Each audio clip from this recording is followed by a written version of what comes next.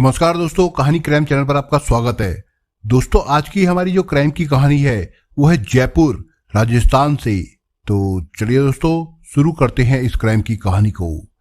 18 जुलाई 2018 की बात है। रात के करीब 11 बजने वाले थे।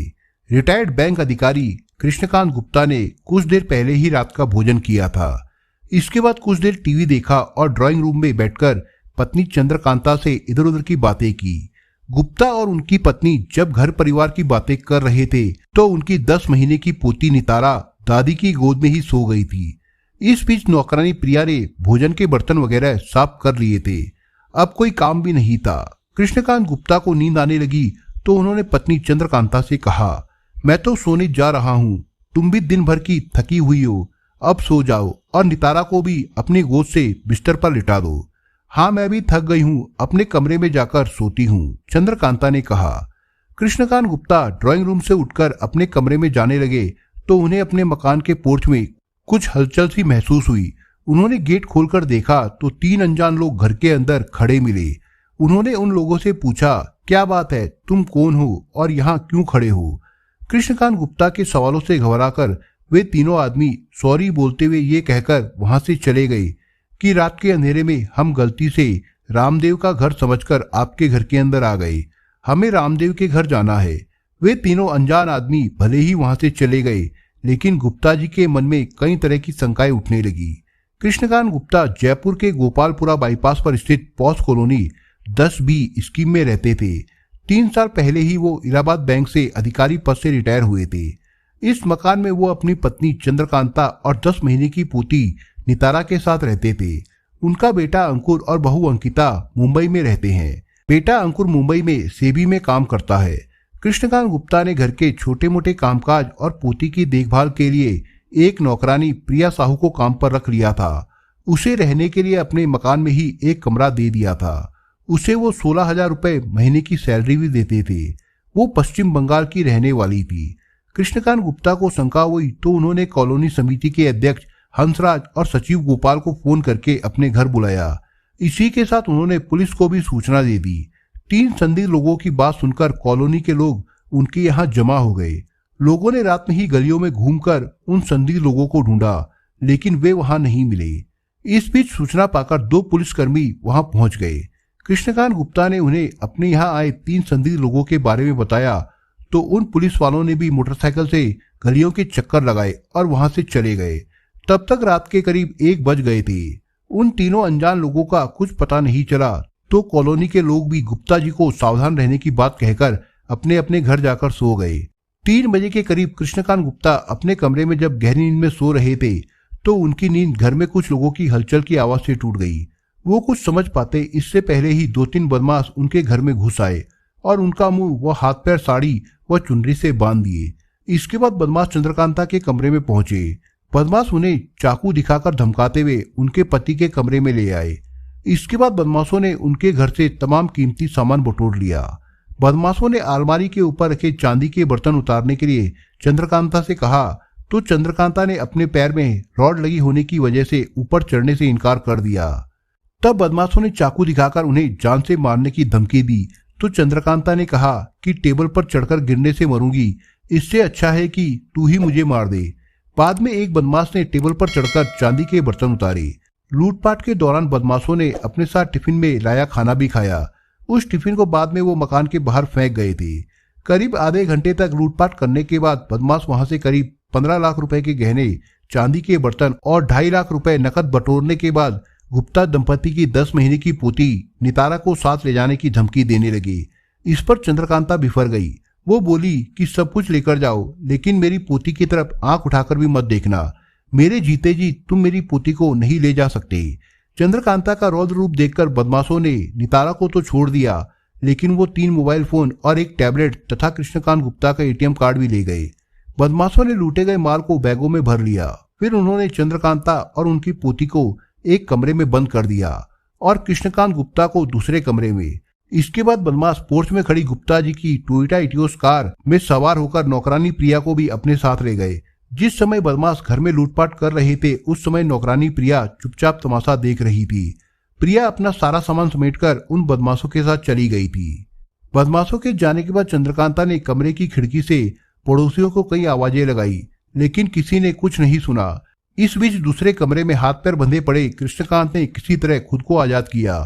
उन्होंने पत्नी चंद्रकांता को आवाज दी तो पता चला कि वो कमरे में बंद है। उन्होंने पत्नी और पोती को कमरा खोलकर बाहर निकाला। इसके बाद मॉर्निंग वॉक पर निकले कॉलोनी के लोगों को बुलाकर वारदात की जानकारी दी। इसके बाद पुलिस को भी सूचना दी गई। सिपरापत थाना पुलिस ने मौके पर पहुंचकर जांच पड़ताल शुरू की। फिंगरप्रिंट एक्सपर्ट्स ने मकान से उंगलियों के निशान लिए। डॉग स्क्वाड की भी मदद ली गई। बाद में डीजीपी डॉक्टर विकास पाठक और अन्य पुलिस अधिकारी भी मौके पर पहुंचे और गुप्ता दंपति से बदमाशों के हुलिया, बोलचाल आदि के बारे में पूछताछ की। पूछताछ में पता चला कि घर में लूटपाट करते हुए 3 बदमाश नजर आए थे। इनमें एक ने सफेद रंग की शर्ट और 2 बदमाशों ने टी शर्ट व जीन्स पहन रखी थी। बदमाश के साथ प्रिया के बीच जाने से ये बात साफ हो गई कि नौकरानी प्रिया पहले से ही बदमाशों से मिली हुई थी। उसी ने बदमाशों के लिए मकान का गेट खोला था। बाद में वो उन्हीं बदमाशों के साथ चली गई।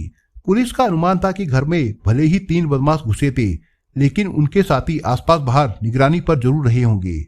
पुलिस ने नौकरानी प्रिया साहू के बारे में जांच पड़ताल की तो पता चला कि करीब 4 महीने पहले जयपुर सर्वेंट सेंटर के मार्फत उसे 16,000 रुपए महीने की तनख्वाह पर रखा गया था। तब उन्हें बताया गया था कि प्रिया साहू 3 साल तक भीलवाड़ा में एक डॉक्टर के घर पर भी काम कर चुकी है। एजेंसी ने प्रिया का पुलिस वेरिफिकेशन होने का दावा भी किया था। उस समय कृष्णकांत गुप्ता ने प्रिया को सैलरी के अलावा रहने और खाने पीने की सुविधाएं देने की बात कही थी। कुछ दिनों अपने यहाँ काम पर रखने के बाद कृष्णकांत गुप्ता ने प्रिया को मुंबई में अपने बेटे बहू के पास 1 महीने तक काम करने के लिए भी भेजा था। पुलिस ने जब जयपुर सर्वेंट सेंटर के संचालक फहीम को थाने बुलाकर पूछताछ की तो पता चला कि उसने प्रिया का पुलिस सत्यापन नहीं कराया था। इसके अलावा उसका नाम प्रिया नहीं बल्कि परवीन खातून था। प्रिया फर्राटे से अंग्रेजी बोलती थी और समझती भी थी, लेकिन वो हिंदी नहीं जानने और घड़ी में समय नहीं देखने आने की बात कहती थी। कृष्णकांत ने पुलिस को बताया कि बेटे ने अमेरिका से लाया हुआ एक मोबाइल फोन वारदात से 12 घंटे पहले ही कुरियर से भेजा था। बदमाश उन दोनों के फोन के अलावा उस नए मोबाइल को भी ले गए।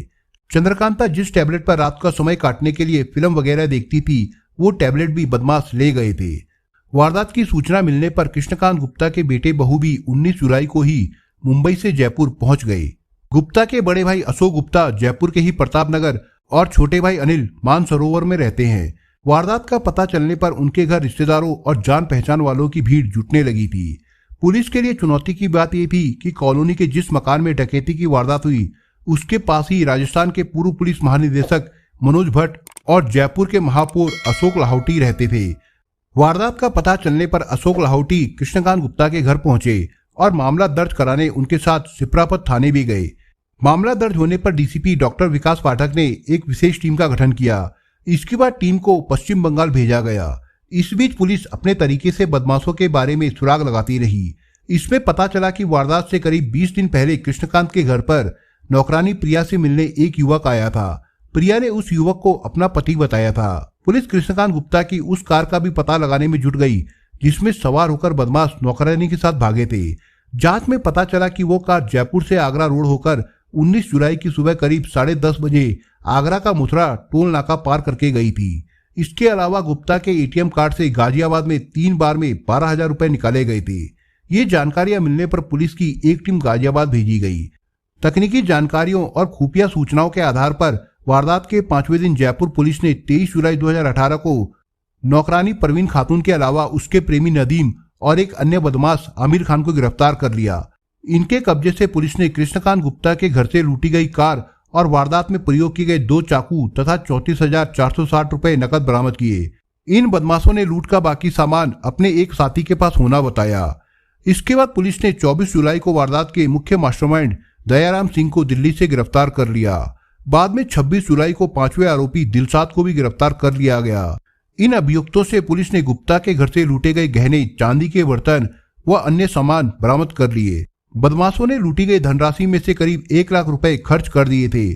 चूंकि वारदात में 5 लोग शामिल थे इसलिए पुलिस ने केस में डकैती की धाराएं जोड़ दी।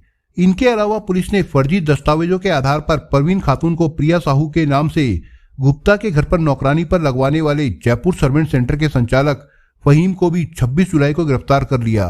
इन सभी आरोपियों से पूछताछ के बाद डकैती डालने की जो कहानी सामने आई वो कुछ इस प्रकार से थी। नदीम उत्तर प्रदेश के मुरादाबाद जिले के कांठ थाना इलाके के गांव पैगंबरपुर सुखवासी लाल के रहने वाले आरिफ का बेटा था। कांठ थाने के गांव बिजपुरी का रहने वाला अमीर खान उर्फ समीर खान और पास के ही गांव देहरी जुम्मन का रहने वाला दयाराम उर्फ विकास करीब 1.5 साल पहले यूपी की जेल में बंद थे। चूंकि तीनों एक ही जिले के रहने वाले थे, इसलिए तीनों की ही जेल में दोस्ती हो गई। वहां से जमानत पर बाहर आने के बाद भी ये आपस में एक दूसरे के संपर्क में रहे। बाद में नदीम अहमदाबाद चला गया। अहमदाबाद में प्रिया की बड़ी बहन अपने पति के साथ रहती थी। वो नदीम के साथ ही एक फैक्ट्री में काम करती थी। प्रिया की बहन ने नदीम को अपना एक मोबाइल फोन बेचा था। उस फोन में प्रिया के घर वालों के नंबर भी सेव थे। उस फोन में से जो नंबर लड़कियों के नाम से सेव थे, फुर्सत मिलने पर नदीम एक एक करके उन नंबरों पर बात करता। इसी दौरान एक दिन उसने प्रिया का नंबर मिलाया। प्रिया ने उससे प्यार से बात की। नदीम को उसकी बातें अच्छी लगी। इसके बाद वो अक्सर प्रिया से बात करने लगा। प्रिया का अपने पति से तलाक हो चुका था। वो अकेली रहती थी। धीरे धीरे नदीम और प्रिया की दोस्ती हो गई। परवीन खातून उर्फ प्रिया कोलकाता के 24 परगना में रहने वाले आबिद हुसैन की बेटी थी। परवीन खातून घरों में नौकरानी का काम और नवजात शिशुओं की देखभाल करने का काम करती थी। उसने प्रिया साहू के नाम से फर्जी आईडी बनवा रखी थी। इस आईडी के आधार पर ही वो कृष्णकांत गुप्ता के घर पर नौकरी करने आई थी। प्रिया उर्फ परवीन खातून ने ही अपने प्रेमी नदीम को जयपुर में रिटायर्ड बैंक अधिकारी कृष्णकांत गुप्ता के घर की सारी जानकारी दी थी। उसने नदीम को बताया था कि ये अमीर परिवार है और घर में केवल बुढ़े बुढ़िया और उनकी पोती रहती है। प्रिया से गुप्ता के परिवार की जानकारी हासिल करने के बाद नदीम ने प्रिया से शादी करने का वादा भी कर दिया था। इसके बाद वारदात से पहले 5 जुलाई 2018 को नदीम अपने साथी दयाराम उर्फ विकास के साथ जयपुर चला आया। नदीम उस दिन अकेला ही गुप्ता के घर जाकर प्रिया से मिला और उसे शादी करने का विश्वास दिलाने के लिए अंगूठी पहनाई। इस दौरान प्रिया ने गुप्ता और उनकी पत्नी चंद्रकांता को बताया था कि वो उसका पति है। प्रिया ने नदीम को चाय नाश्ता भी कराया था। नदीम ने कुछ देर प्रिया से बातचीत करने के दौरान ही गुप्ता के मकान की रेकी कर ली। नदीम के साथी दयाराम ने गुप्ता के मकान के बाहर रहकर कॉलोनी की रेकी की और आने जाने के रास्ते देखे। इसके बाद पूरी योजना बनाकर नदीम, आमिर और दयाराम 18 जुलाई को जयपुर पहुंचे। वे सीधे कृष्णकांत गुप्ता के घर पहुंचे। वे तीनों रात को 11 बजे ही वारदात के लिए पहुंच गए, लेकिन कृष्णकांत गुप्ता ने उन्हें देख लिया तो वे वहां से भागकर आसपास छिप गए। बाद में उन्होंने रात करीब 2:30 बजे परवीन खातून उर्फ प्रिया के मोबाइल पर फोन करके गेट खुलवाया और लूटपाट की वारदात की। वारदात के बाद वे नौकरानी प्रिया को साथ लेकर गुप्ता की टोयोटा इटियोस कार से भाग गए थे। इसके बाद पुलिस ने कॉल डिटेल्स और एटीएम कार्ड प्रयोग करने की लोकेशन के आधार पर अभियुक्तों तक पहुंचने में सफलता हासिल की। पुलिस ने जयपुर सर्वेंट सेंटर के संचालक फहीम को गिरफ्तार कर जांच पड़ताल की तो पता चला कि उसकी भूमिका कई मामलों में संदिग्ध है। फहीम ने न केवल प्रिया उर्फ परवीन खातून को ही फर्जी पहचान पत्र के आधार पर नौकरी नहीं दिलवाई, बल्कि कई अन्य लड़कियों को भी कोलकाता से लाकर राजस्थान में कई अन्य लोगों के घर में बतौर नौकरानी रखवाया था। इन लड़कियों की पुलिस तस्दीक कराने का काम सेंटर संचालक फहीम ही करता था, लेकिन फहीम जानबूझकर इन युवतियों के फर्जी नाम व पते से पहचान पत्र बनवाकर लोगों की जान माल को खतरे में डालता था। इसलिए पुलिस ने उसके खिलाफ अलग से मुकदमा दर्ज किया। ये विडंबना रही कि प्रिया उर्फ परवीन खातून जिस नदीम के साथ जीवन भर साथ निभाने के सपने देख रही थी, उसी नदीम और उसके साथियों के साथ वो जेल पहुंच गई। प्रिया ने केवल गुप्ता परिवार के साथ ही विश्वासघात नहीं किया, बल्कि नौकरानी की पूरी जमात से लोगों का भरोसा उठा दिया। दोस्तों, इस कहानी के बारे में आपके विचार क्या है, हमें कमेंट बॉक्स में जरूर बताएं। और दोस्तों, अगर आपको हमारा काम पसंद आया हो तो वीडियो को लाइक शेयर जरूर करिए।